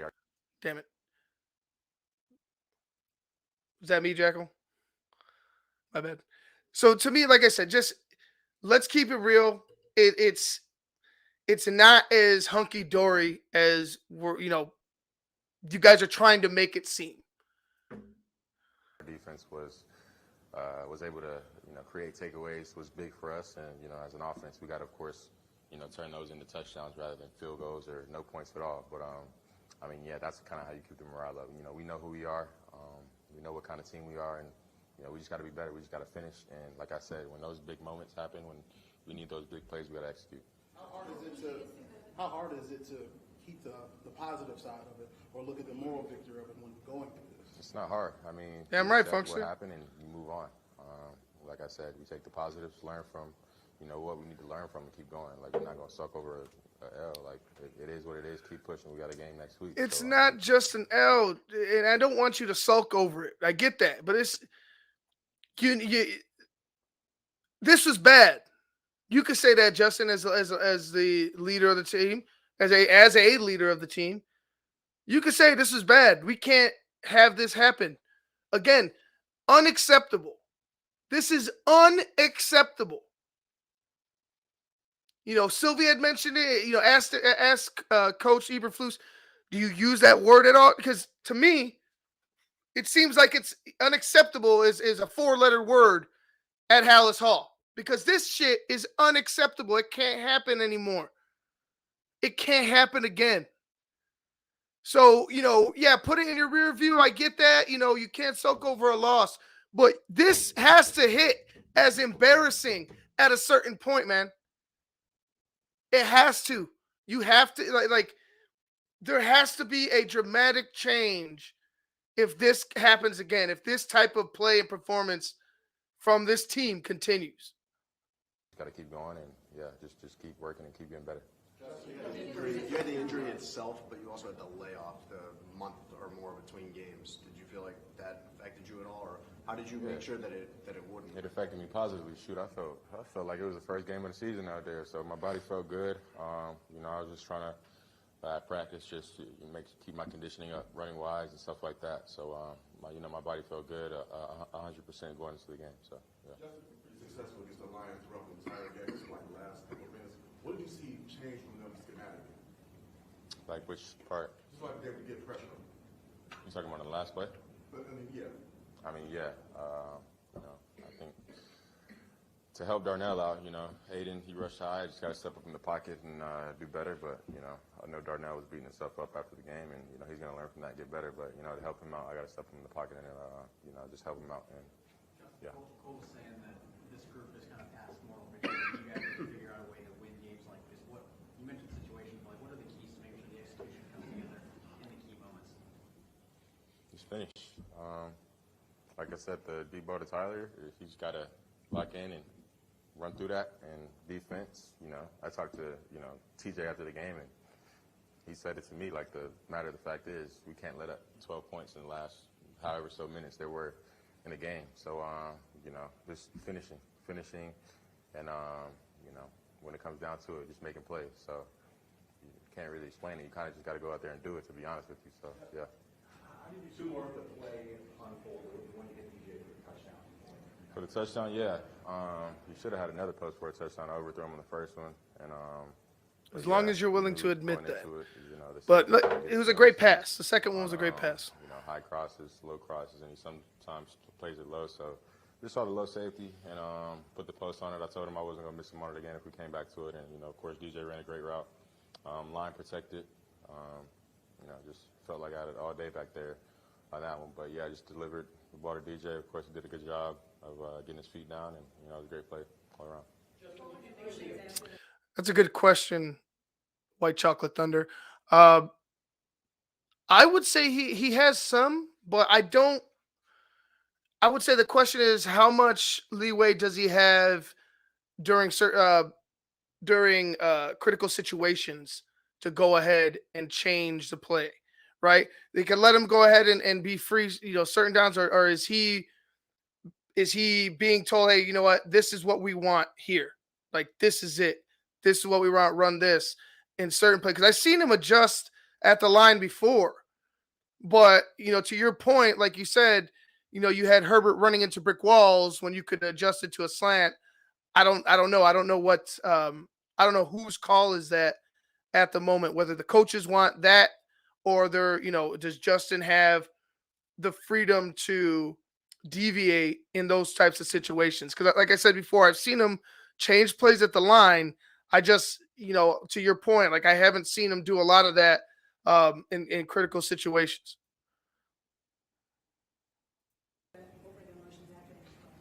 After that play, I just went up to him and told him again that I told him that I wasn't gonna miss him twice. So we were all pumped up and pumped up for sure. So yeah. Did you get a chance to catch up with David Montgomery after the game, and if you did, that kind of bittersweet? Of course I did. David's my brother. No matter where we are, in life, in our football careers, and as much as it sucks, seeing him win, I'm happy for him. And he's a great person, and of course a great player. So it was great seeing him. Thanks, guys. I appreciate it. Okay. All Here's right, oops, let's go. Let's bring Jacko in for this last one. This is Eberflus on on Monday, excuse me, talking about the loss. Like I said, guys, bear with me. Like I know it's rough to hear sometimes, but as long as you got me and Jacko here, we're gonna try to walk you through it and get through it. Because he does say things, they're just the wrong things, and they're just mixed in with a bunch of crap. So bear with us. we got with the players today, and after watching the tape, just much what I said yesterday. Really pleased with the guys for the 54 minutes that we played in Detroit. Did a lot of good things, and we certainly showed those in the team meeting today.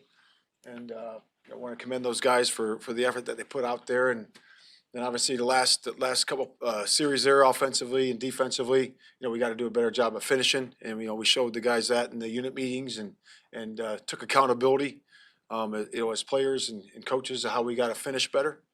And that's a big part of the learning process. And we just need to do a good job of really focusing on that, on the individual improvement, on the unit improvements, and then how those games out the right way.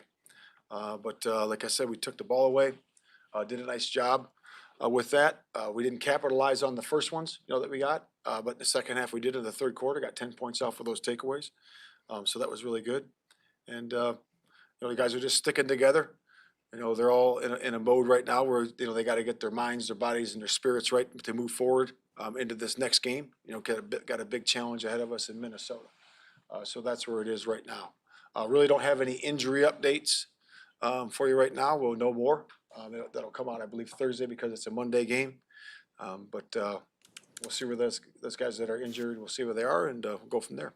But with that, I'll open up to questions. The three plays you guys called after Justin had the long run to get in the field goal range.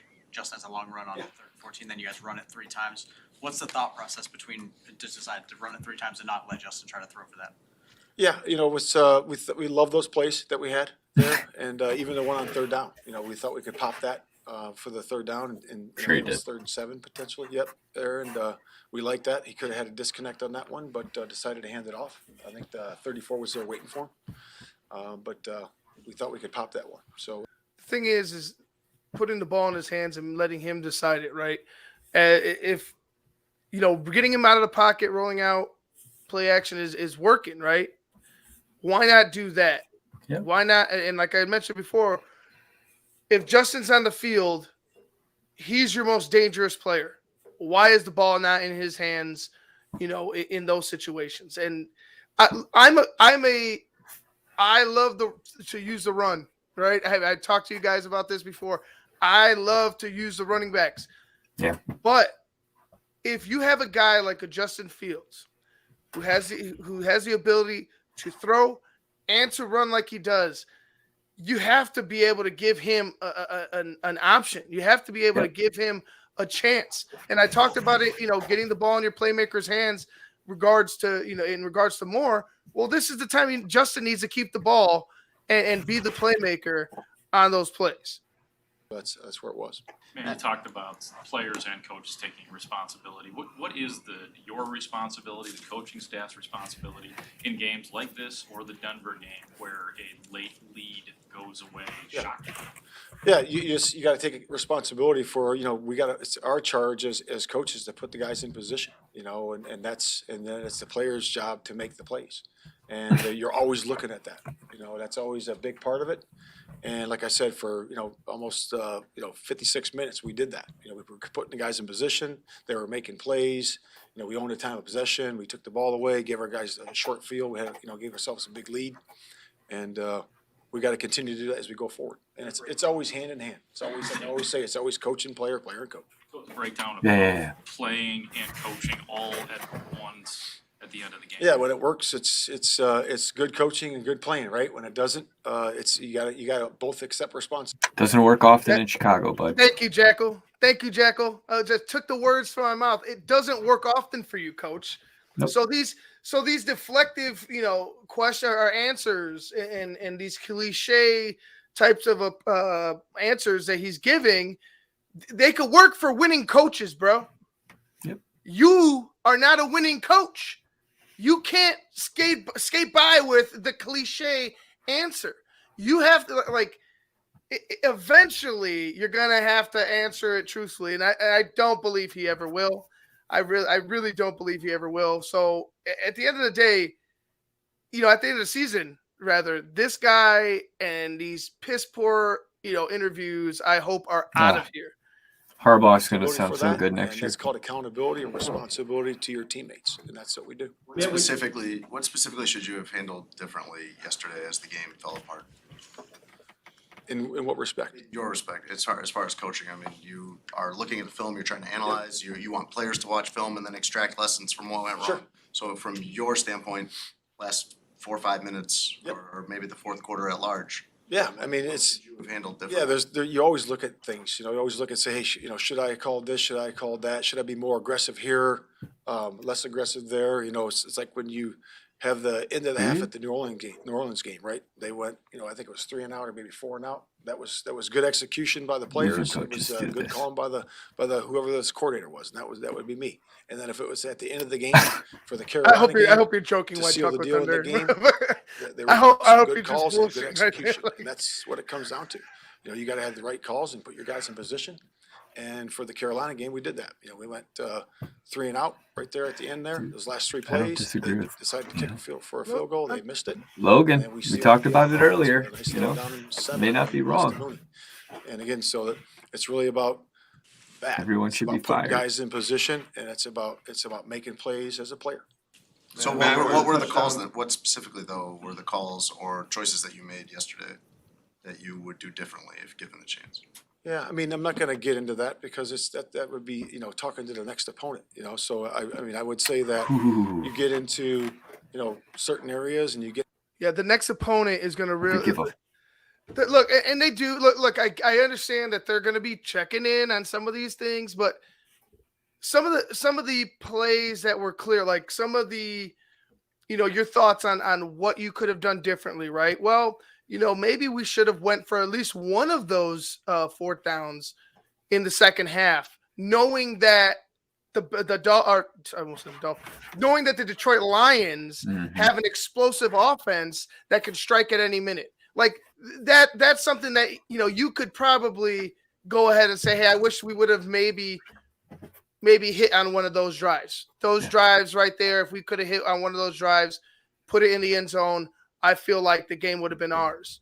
You know what I'm saying? And absolutely. even if you wanted to point to the missed opportunity with Scott, I'm good with that. But don't fucking give me nothing, man. I'm so sick of nothing from this guy. In certain situations, you always look at as a play caller. If you're an offensive coordinator or a defensive coordinator, you look at and say, hey, what would I do better here, and how would I grow in this moment? And you always have to do that. By the touchdown to Williams, their second to last touchdown, where Jalen and Eddie were, what did you guys diagnose on kind of what went wrong to let him get? Eddie fucked up. Okay, you're talking about the 30. Yeah, 30. Yeah. The touchdown, So dude. that's just we just got to play that deep short. We got to be back, and Kyler's got to sink back and be underneath the sail, right, and give the flat route away. So we just got to play deep to short on that, and we got to do a better job. Matt, you went for 2 fourth downs early in the game and made them. Did not go for the fourth down in the fourth quarter. What was the difference? And do you wish you were more aggressive?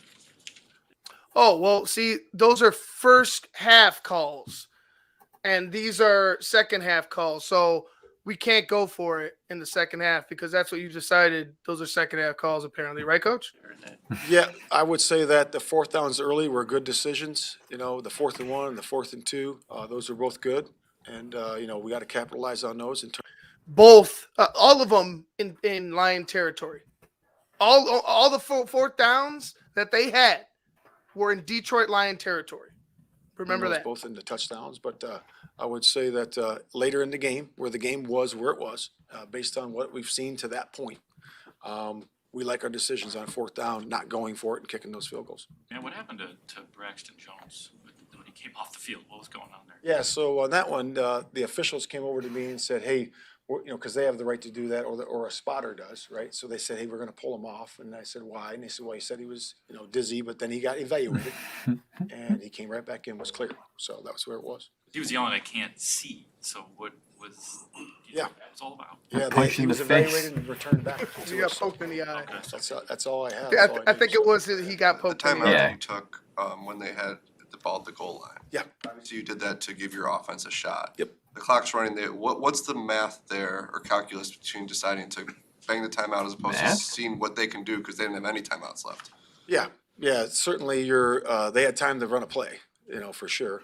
You're just trying to conserve time so you have a chance at the end there. And, you could get into a long conversation when to use defensive timeout. So, you could be here for 4 hours, but that's what we did. With Justin as a runner, is it sustainable for him to run the ball as frequently as he did yesterday going forward? And was there an element of surprise you were hoping to use, maybe thinking the Lions was sitting there saying, well, maybe he won't run as much as we're used to seeing him? Yeah, I think that number is, I think 18, right? Yeah. Yep. And typically. Yep. Yeah.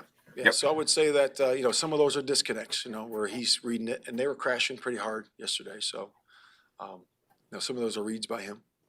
And we called a couple more, yesterday. So again, it should be around, in that range, but you don't want to be that high all the time. But again, he's going to have runs where he scrambles around and does a good job. What I do think he did a good job yesterday was he made connections down the field and hit his eyes down the field before he crossed the line. Like the Moore touchdown.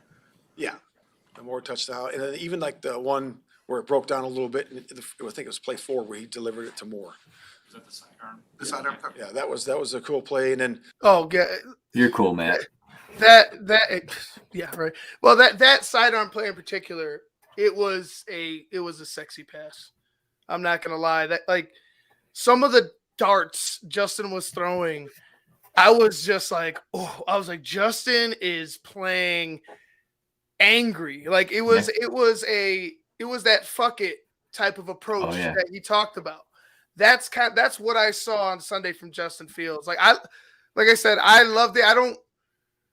I really can't put any blame on Justin. You can't put any blame on Justin Fields. Yeah, he had the fumble at the end, but even then, I still feel like, I still feel like you protect your rookie tackle with the guy, with the guy who's meant to do what he did and wreak havoc and get to the quarterback. Who he did well against pretty much most of the game. Exactly. You know? And it's like I said, it's not, I don't put the blame on Justin Fields. I just, No. I don't like wish that it was narrative different. after that game. I wish it was a different story for him. Mm-hmm. To start the third quarter, there was 1-2 on a side pocket, right, where he scrambled around and threw it on the side there. So those are growth. That's growth, and that's really cool to watch him do that, to be able to keep his protection in the pocket, right, and then be able to look down the field and deliver the ball. After spending a month with a quarterback who's not quite the runner that Justin is, what was it like to have him back in terms of bringing a different element to your offense? It was good. Like I said yesterday, he played well. He played well, and it's all about having that continuity now with the receivers and getting him back into the flow. And I thought for his first performance, he did well.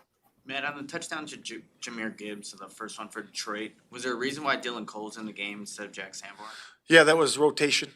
That was because of goal line. Got to keep him We fresh. were rotating our mics, right? Because Tremaine was, obviously ailing all week, and I But he commend didn't him ask for you about coming back. Tremaine, dude. He worked out before the game, and it came back, because he's had that, knee and all those things. Well, he was saying why was he in the rotation? I think that was because of Tremaine. Like I guess, I know. and Tremaine, because Tremaine is coming back from an injury. I get it, but either way, Goal line. You want your guys out there. He did a good job, but in goal line, we're rotating the mic, so we just left Dylan out there at the right backer.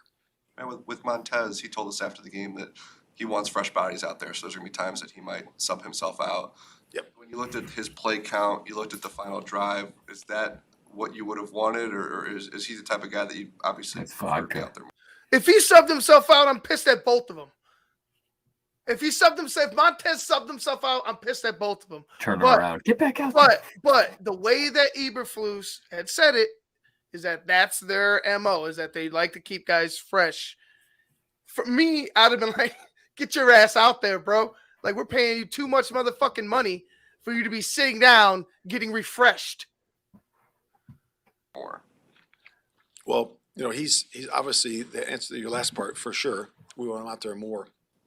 But, those guys are rotating, and when they, Travis rotates them in and out. Usually it's, they're, 5 to 7 plays somewhere in there during a 2-minute drive like that. You just got to platoon them and get them in there fresh. And then when those lead dogs are fresh, you put them back in, so you just got to do that because those guys are, throwing their fastball every time. You said we could have a long conversation about when to use defensive timeouts. Have you ever used a defensive timeout just to make sure everybody, takes a breather and you get your best rusher back on the field? Yeah, you can do that. You can do that for sure. That's definitely something that we've done in the past. With as much as you have invested in Sweat, shouldn't he be out there for more than 39 out of 62? For instance, Hutchinson played like 92% of the line snaps. Isn't Sweat that kind of player for you, or isn't he expected? Sweat's one of our best players. He really is, and that's just how we do it. So why the fuck wasn't he out there? Fresh that way. That you don't ever answer the question, motherfucker. It's why is he out there?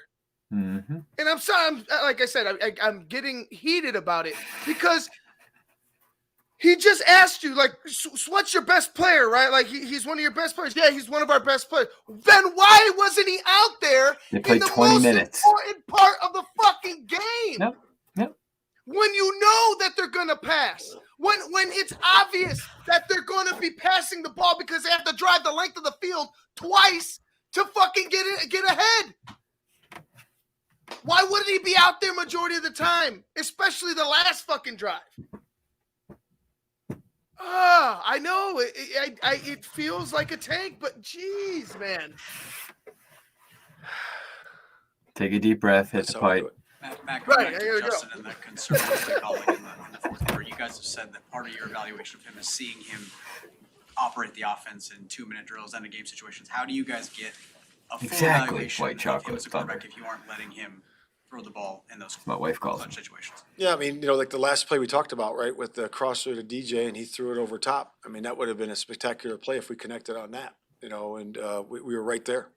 You know, we just got to do a good job of executing in that moment. And that's what we're talking about as a group. God, I hate You know, this taking guy. accountability as offense, defense, and kicking, about finishing, you know, the right way. And we have to do that. Finishing. You. With Get the fuck the out center of here. position, what went into the decision for Feeney to be the guy? Yeah, so that's really just about prep. You know, Yeah, you right, only can prep Funkster. one center to back up. You know, and Feeney was the guy to do that, and he's obviously has experience at that position. And then Cody was going to back up the guard spot. So we just felt that was the best continuity at the time. Did the Lucas injury come as a result of the hit he took on? when Say they it thought- again. Say it again. The Patrick injury, the back injury. Yeah. Was that on the when the Lions thought there was a fumble and they were returning? It looked like he got broadsided pretty. He got rocked. Mm-hmm. He got his clock cleaned out. And illegal as fuck. It was illegal. Illegal play. Illegal play. He should have been a penalty. But damn, did he get dropped. How good. Is that where he got hurt? And was It that reminded me of illegal old school NFL. block? I was like, oh, Yeah, so shit. we're obviously we're looking at that. We'll have the league look at that because the play was blown down, right? And then Lucas was pursuing, and then he ended up getting hit right there, and that's unfortunate, And I talked to the ref about it, and we discussed it, and we'll leave it at that, and then we'll see what they say. When you look at the 4 field goals you guys had Yeah. throughout the game, second quarter, third quarter, and 2 in the fourth, what stands out to you as far as missed opportunities in those cases to get 7 instead of 3? Really just about, executing on the third down.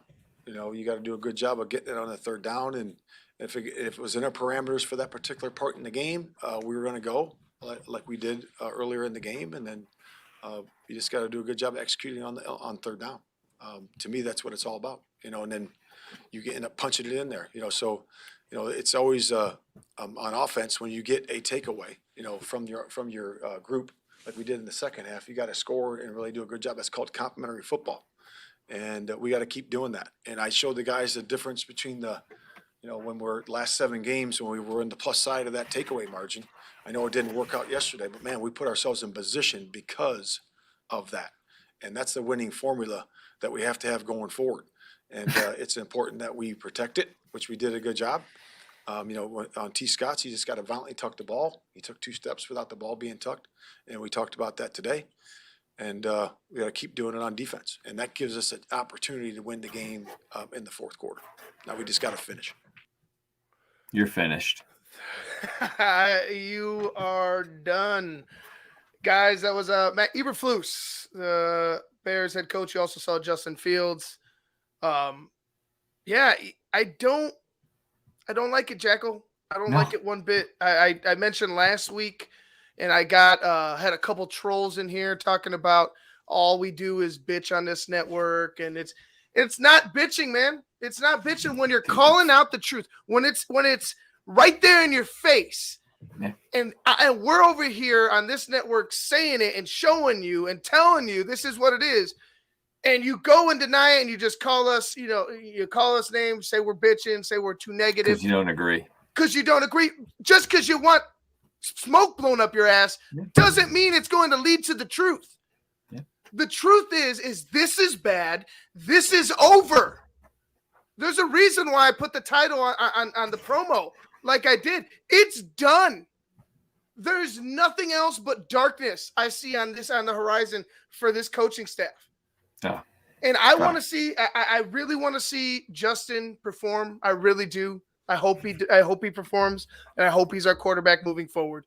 But I pray that he doesn't have to deal with the coaching staff that he's been given right now, because it's the same BS that we had for the past decade and a half. Just recycled garbage, right? Recycled garbage. Guys that aren't real. Guys that aren't straightforward.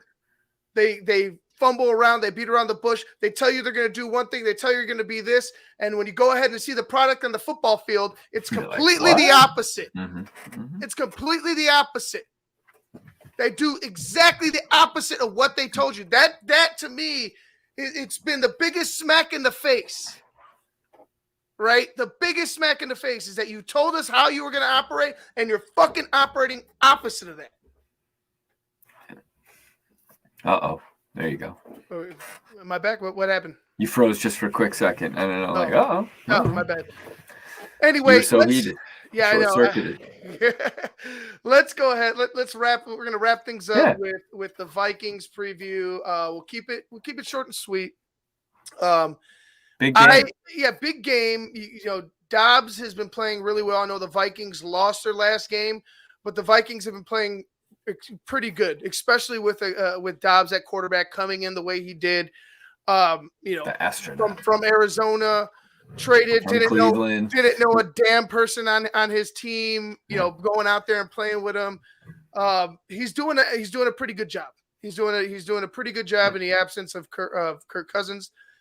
This is a game, again, you saw how the Bears were unprepared. Even though they were unprepared, they still had an opportunity to win that game at Soldier Field with a Tyson Bagent. I'm looking for this team to really come out guns blazing. Like I think you're gonna start to see the desperation of Matt Eberflus and Luke Getsy and this coaching staff in these final games. I think you really are. I'm gonna predict a close game. I'm gonna predict Vikings. 1 score. I'll say 1 score. Okay. I'll give it 6. Right. I'll say 6. I'll say Vikings 27, Bears 21.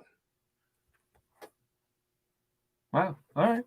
You're gonna Where put you it going, Jeff? okay. Yeah, I kind of like that. I could see. I see the score being in the 20s also.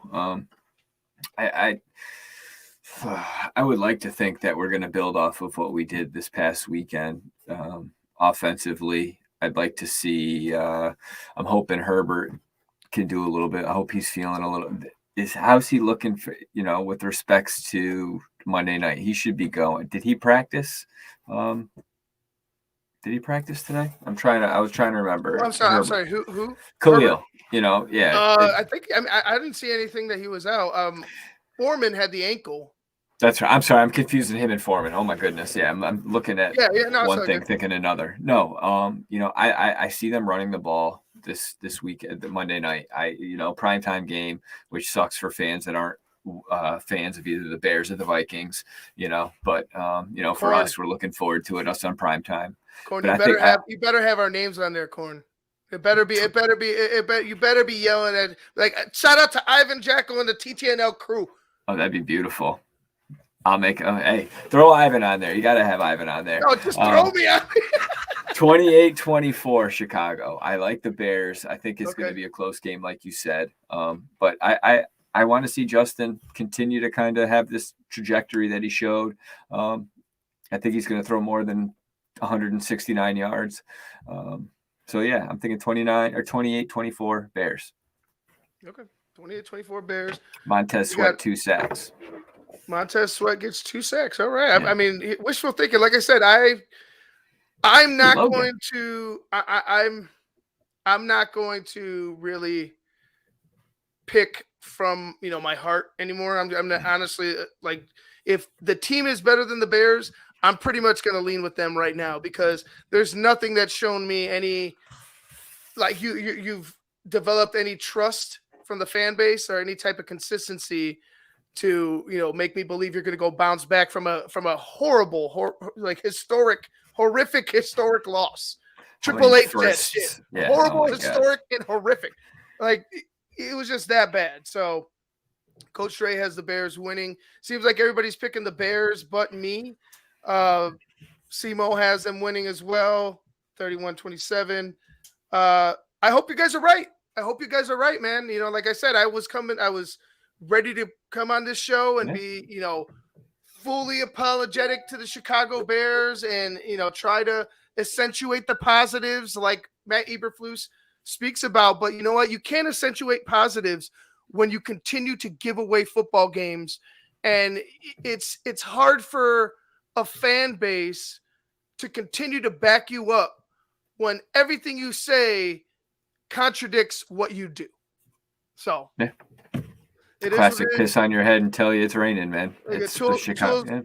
Tools picked the Vikings, so 24-16 Vikings. Getsy won't help fields with personal against the blitz. That's my fear. Hunter could have a because day. Yeah, because you saw how my man Brian Flores. Yeah. Brian, you saw how Brian Flores came out blitzing to jump. Like everything was let's go blitz. We're gonna just relentlessly blitz you guys, no matter who's there at quarterback. You saw how that played out. So I want to see what the adjustment is, knowing that that's going to be a problem. That's going to be an issue in this game. Is how is your offensive line? How is your quarterback going to respond to the blitz against the Vikings? Guys, we've come to the end.